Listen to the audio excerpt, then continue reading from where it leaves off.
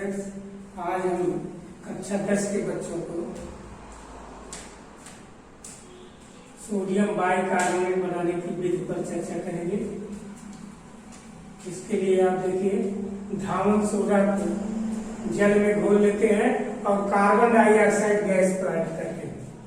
धावन soda को जल में घोलकर कार्बन डाइऑक्साइड गैस प्रोवाइड करने पर सोडियम बाइकार्बोनेट NaHCO3 प्राप्त होता है।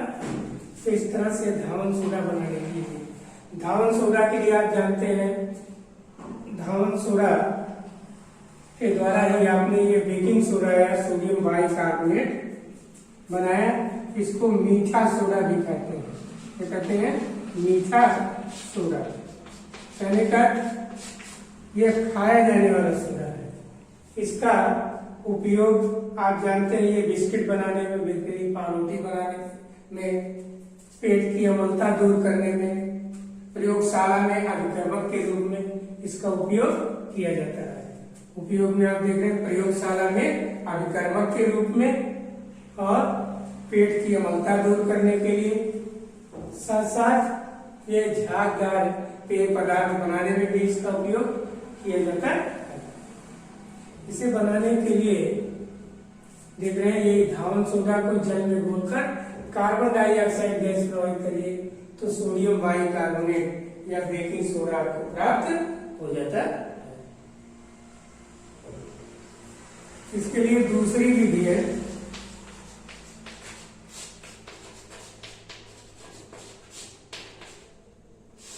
दूसरी विधि में नमक NaCl को पानी में घोल लीजिए और इसमें अमोनिया गैस NH3 और साथ साथ कार्बन डाइऑक्साइड, दो गैस, अमोनिया ले लीजिए गैस और carbon dioxide gas, dioxide gas, दोनों गैसों को एक साथ लेकर के प्रयोग करेंगे, तभी आपको NaHCO3 और साथ साथ नौसागर NH4Cl, ammonium chloride, ammonium chloride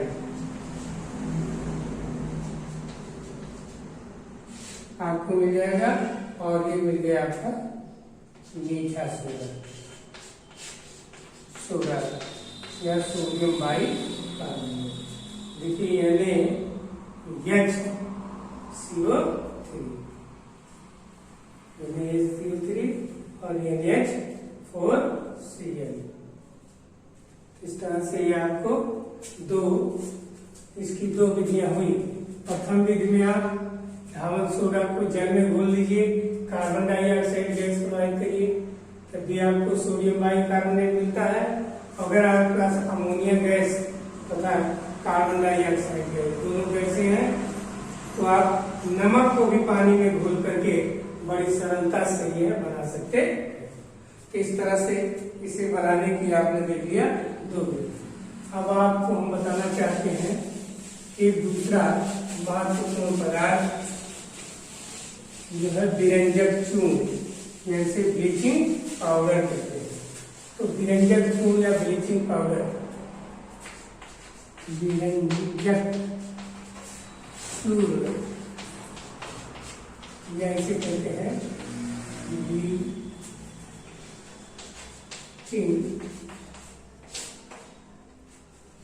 powder,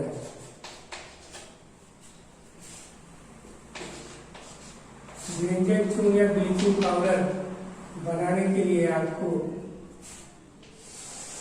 दो विधियां हैं व्यापारिक रूप में। पहली विधि है हेजन क्लेवर, हेजन क्लेवर विक्रम, और दूसरा है बाइसमैन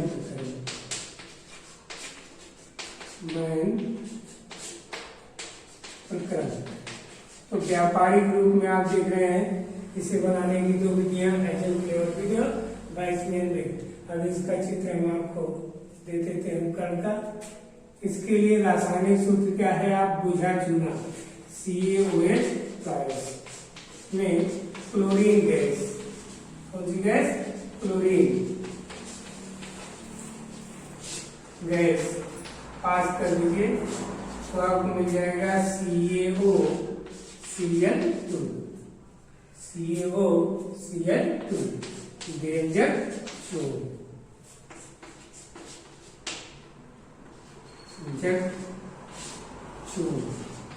विरंजक चूर्ण इसे इसका कहते हैं क्योंकि इसमें देख रहे हैं ऑक्सीजन है, ये गर्म करने पर ऑक्सीजन मुक्त करता है और यही ऑक्सीजन जो है नवजात ऑक्सीजन कहलाता है। ये विभिन्न प्रकार के पदार्थों के रंग को उड़ाने में मदद करता है, तो इसलिए इसे विरंजक चूर्ण या ब्लीचिंग पाउडर के नाम से जानते हैं। ये बहुत ही महत्वपूर्ण पदार्थ होता है, ये पानी को साफ करने में, पानी की टंकी को साफ करने में उपयोग किया जाता है। देख रहे हैं बुझा चूना CaOH, calcium hydroxide, calcium hydroxide, calcium hydroxide में क्लोरीन गैस पास करिए तो विरंजक चूर्ण और जलवाष्प आपको प्राप्त होता है। तो ये देख रहे हैं इसका रासायनिक सूत्र है। व्यापारिक रूप में मैंने बताया 2 विधियां हैं, इसका चित्र आप देख लीजिए। रिएक्शन यही रहेगा, केवल इसके दोनों के उपकरण अलग अलग हैं। तो व्यापारिक विधि से बनाने के लिए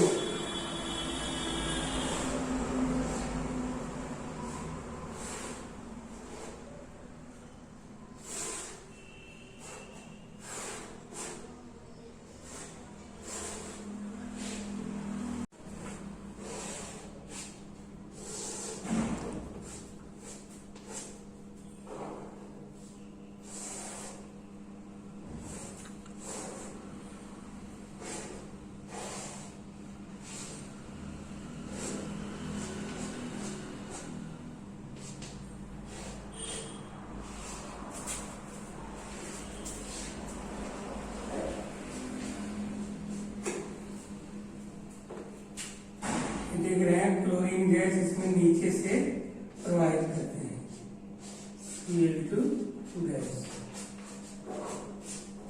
और यहाँ सब जो है CaOH का कॉइल्स भर रहता है। इसको डालने के लिए इसमें ऊपर से हापर लगा होता है, इसी की सहायता से CaOH कॉइल्स कैल्शियम हाइड्रोक्साइड को इस पात्र में डालते हैं। बेकार की गैस निकलने के लिए यहाँ ऊपर रास्ता होता है गैस। तो क्लोरीन गैस नीचे से पास करते हैं, गैस हल्की होती है, आप जानते हैं ये ऊपर तरफ अपने बढ़ती जाएगी। केवल इन पात्रों को एक दूसरे में जोड़ देना होगा, जोड़ दे सब। तो यहाँ आप देख रहे हैं व्यापारिक रूप से कैल्शियम हाइड्रोक्साइड, कैल्शियम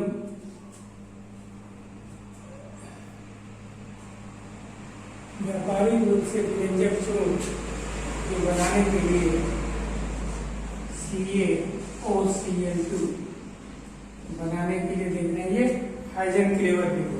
तो हाइजेन-क्लेवर विधि में आप देख रहे हैं कैल्शियम हाइड्रोक्साइड ले लिया गया, नीचे से क्लोरीन गैस पास करते हैं, ये गैस उड़ती रहती है, ऊपर तरफ अपने आप बढ़ जाएगी। पात्रों में आप देख रहे हैं अलग अलग जो लगा हुआ है, सब में कैल्शियम हाइड्रोक्साइड है।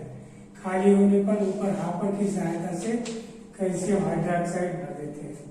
तो ये क्रिया होगी और क्रिया के दौरान जो व्यर्थ गैस बनेगी, बेकार गैस यहाँ से बाहर निकल जाएगी। इसको चलाने के लिए नीचे हैंडल होता है, चलाते रहते हैं।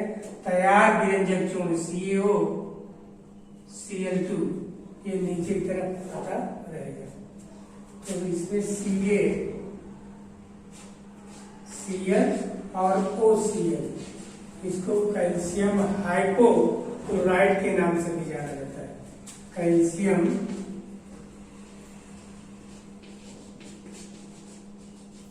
हाइपोक्लोराइड क्लोराइड, इसमें हाइपोक्लोराइड आयन है, क्लोराइड आयन है। कैल्शियम हाइपोक्लोराइड इसका रासायनिक नाम होता है विरंजक चूर्ण का। दूसरा आपका बैचमाइन विधि है। बैचमाइन विधि में भी इसी तरह आप देख रहे हैं पात्र है, इस पात्र में CaCO3 की रैक रहती है, CaCO3 की रैक लगी रहती है।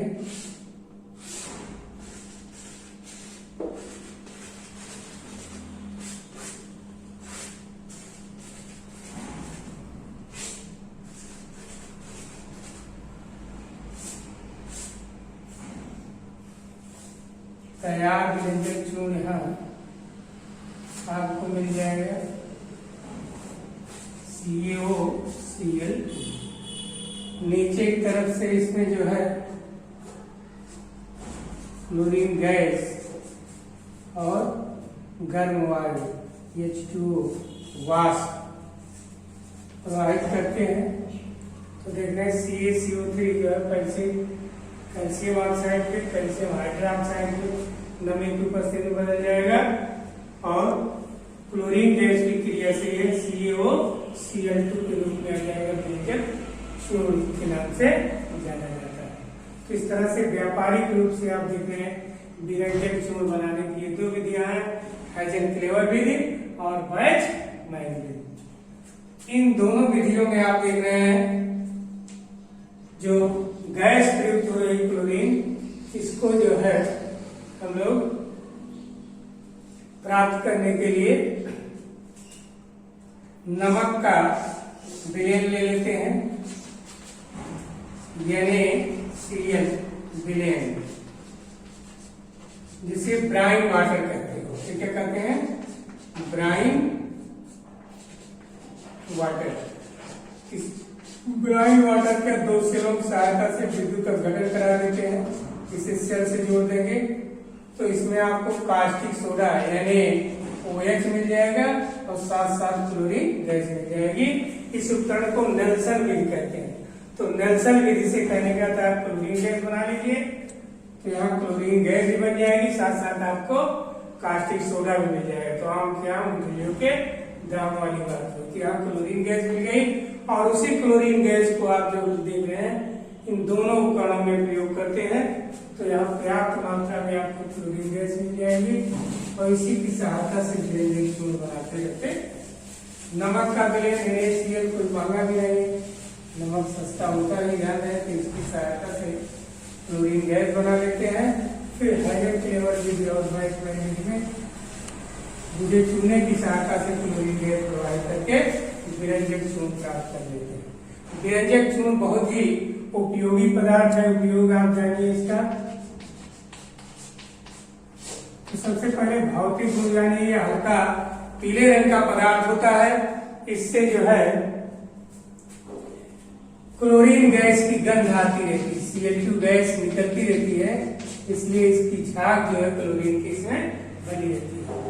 उपयोग जो है पानी को कीटाणु रहित करने में, पानी की टंकी साफ करने में, कागज उद्योगों में या विभिन्न पदार्थों में कीटाणुनाशक के रूप में उपयोग में लाया जाता है। रासायनिक गुण इसका देखिए, रासायनिक गुण में CaOCl2 की आप अम्ल से क्रिया कराइए, H2SO4 सल्फ्यूरिक अम्ल से क्रिया करा दीजिए तो CaSO4 कैल्शियम सल्फेट जलवाष्प H2O प्लस Cl2 क्लोरीन देख रहे हैं, इसलिए ये क्लोरीन की झाग देती रहती है। और ये सभी अम्ल CaOCl2 विरंजक चूर्ण जो है ये दुर्बल अम्ल एस्टिक अम्ल CH3COOH से भी क्रिया करके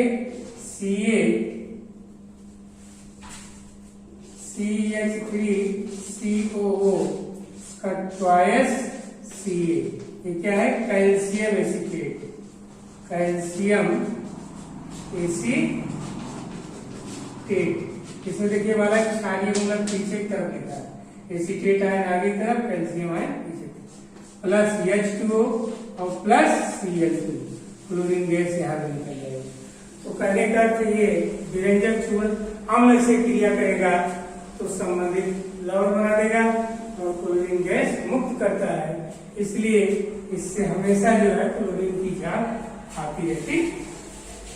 ये जल में घोल दीजिए तो पानी में भी विरंजक चूर्ण घुलता है, लेकिन अगर जल अशुद्ध होता है तो थोड़ा कठिनाई से घुलता है और कठिनाई से घुलने के कारण ही ये क्लोरीन गैस धीरे धीरे मुक्त करता रहता है।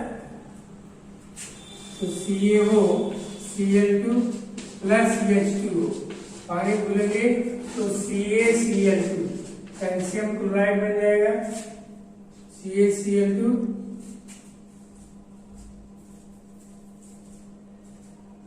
कैल्शियम क्लोराइड, कैल्शियम हाइड्रोक्साइड आ जाएगा, CaOH का ट्वाइस कैल्शियम हाइड्रोक्साइड बन जाएगा और क्लोरीन गैस मुक्त कर देगा। ये क्लोरीन की झाग देता रहता है। तो ये जल में घुल कर देख रहे हैं, कैल्शियम हाइड्रोक्साइड देगा, क्लोरीन गैस की झाग देता रहता है। यही कारण है कि इससे जो है क्लोरीन की झाग आती है। ये आप देखिए महत्वपूर्ण दूसरा पदार्थ हो गया विरंजक चूर्ण। अब तीसरा आपको हम एक बहुत ही उपयोगी पदार्थ बताने जा रहे हैं, plaster of Paris. Plaster of Paris,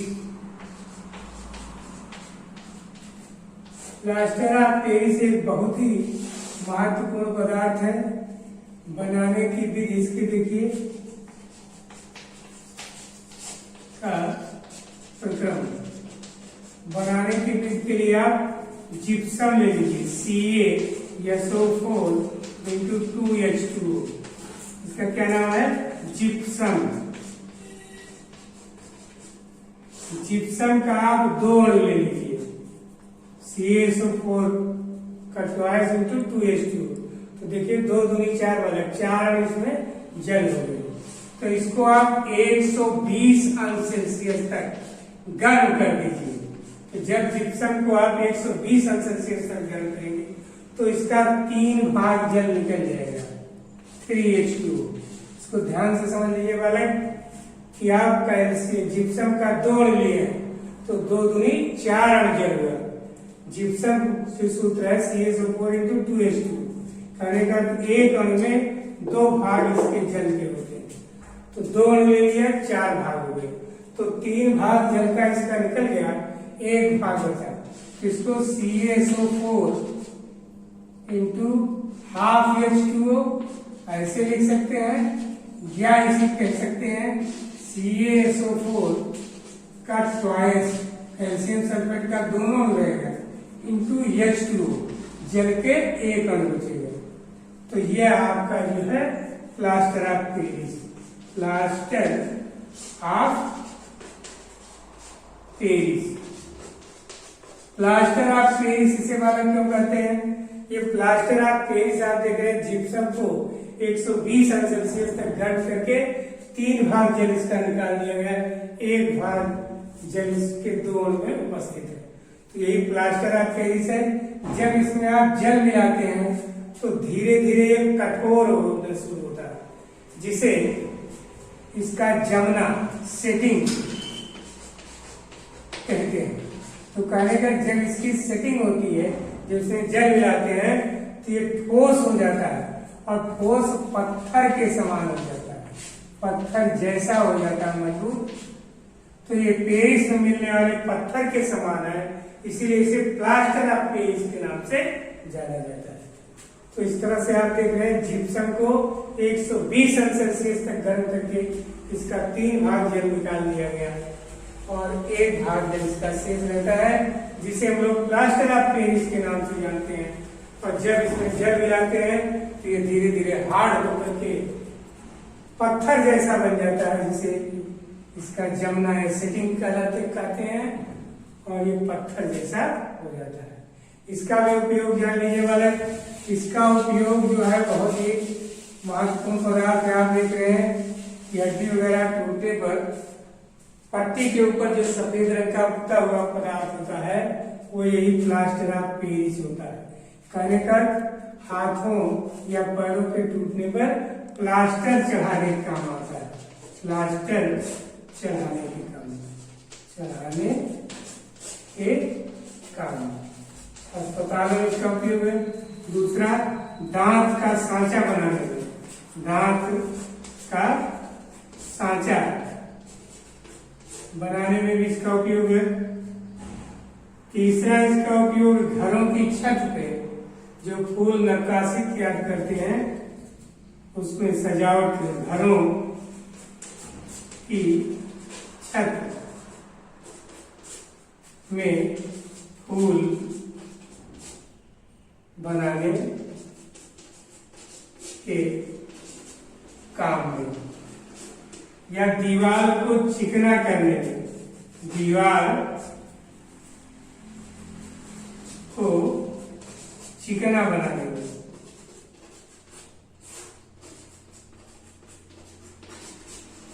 मूर्ति एवं खिलौने बनाने में, मूर्ति एवं खिलौने बनाने में। और अगला आप देखिए चाक बनाने में, जिससे लिख रहे हैं चाक के जमने में ये सहायता करता है। तो इस तरह देख रहे हैं प्लास्टर ऑफ पेरिस आपका ये बहुत ही उपयोगी पदार्थ है। और इसको अगर हम लोग 200 सेल्सियस तक रासायनिक गुण देके इसको अगर हम लोग 200 सेल्सियस तक गर्म करें, रासायनिक गुण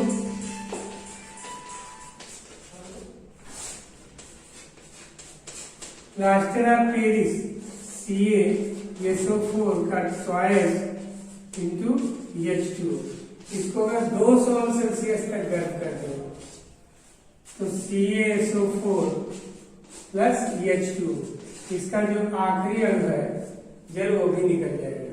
फिर अगर CaSO4 को आप 400 सेल्सियस तक गर्म कर दीजिए तो इससे मिल जाएगा CaO calcium oxide plus SO2 sulphur dioxide, SO2 बन जाएगा और कैल्शियम ऑक्साइड।